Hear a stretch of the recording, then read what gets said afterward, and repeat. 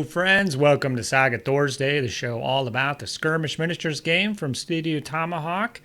Back again, another video in December here. Unfortunately, I had a couple faction reviews lined up, ready to go, but the Saga Thursday editing computer went down. Remains to be seen what's going to happen with that. So in the meantime, I'm limited in what I can do, but I did want to talk about some scenario stuff. So, the UK Grand Melee came out right when Monty and I were recording the last episode, and there was some interesting analysis after the fact done by the TO, Mark Birch. I want to thank him for doing that. It did a scenario breakdown of player ones, player twos, and win ratios. Some scenarios, you want to be the second player. Is there a huge material advantage there or not? And I think probably any game probably has issues or scenarios like this. I don't think this is a Saga problem in particular, but it does look like there is a significant advantage in some of the scenarios. And Northern Tempest podcast posted on their blog the breakdown, so I have a link to that below, so go check that out.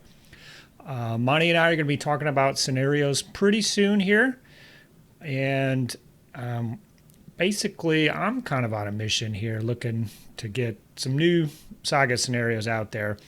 I am curious what you guys do and what scenarios you play when you go down to the club. If it's just, we're going to play a game, what are we playing here? Now, I usually do pick out one of the 10 scenarios from the Book of Battles.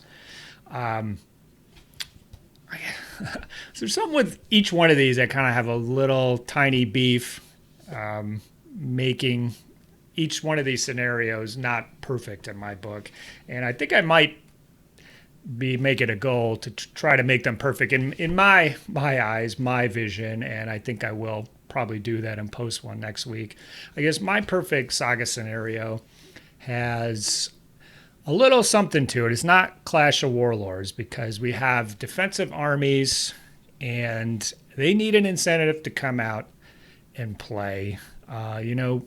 If it's a high stakes game at a tournament, that could be different than a leisurely game down at the club. Who cares? I'll advance anyways. But certain armies can get entrenched in terrain and they don't really have an incentive to come out. So the onus, it's on the other player to use your Saga dice not only to advance, but load up your board. So if all one side is doing is loading up their board and the other guy has to load up their board and use dice for activations, you can see in the fight it's not going to come out even potentially.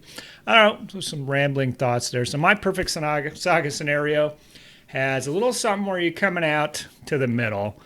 Now, some scenarios like feasting and pillaging, you can win exclusively by getting the objectives and, potentially loading all your Saga dice onto activations and, running off the board. That isn't ideal in my mind either. So I think you can go too far in one direction, too objective focus versus no objectives out.